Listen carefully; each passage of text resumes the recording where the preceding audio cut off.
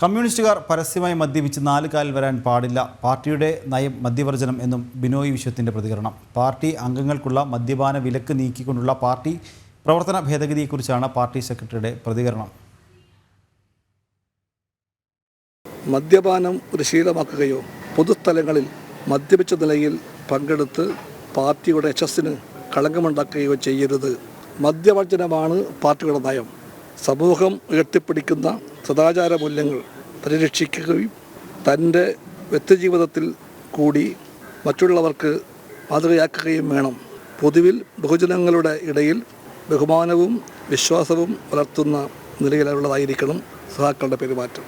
CPI നേതാക്കൾക്കുള്ള പുതിയ പെരുമാറ്റച്ചട്ടത്തിലാണ് party നേതാക്കൾക്ക് വീട്ടിലിരുന്ന് മദ്യപിക്കാമെന്ന വ്യവസ്ഥ കൊണ്ടുവരുന്നത്.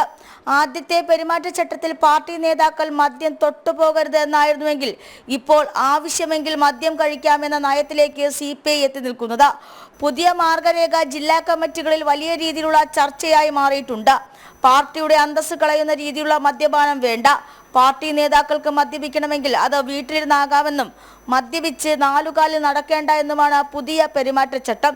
നിരോധനമല്ല പാർട്ടിയുടെ നയം, മദ്യവർജനമാണെന്നും ബിനോയ് വിശ്വം പറയുന്നു.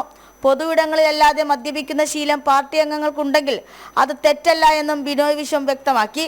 കൂടാതെ പാർട്ടി അംഗങ്ങൾ പൊതു മദ്യപാന സദസ്സിൽ പങ്കെടുക്കുന്നത് ശരിയല്ല, എന്നാൽ മദ്യപാനം തെറ്റുമല്ല എന്ന ഇരട്ടത്താപ്പ് നയമാണ് CPI സംസ്ഥാന സെക്രട്ടറി ബിനോയ് വിശ്വം ഇന്ന് പ്രതികരിച്ചത്.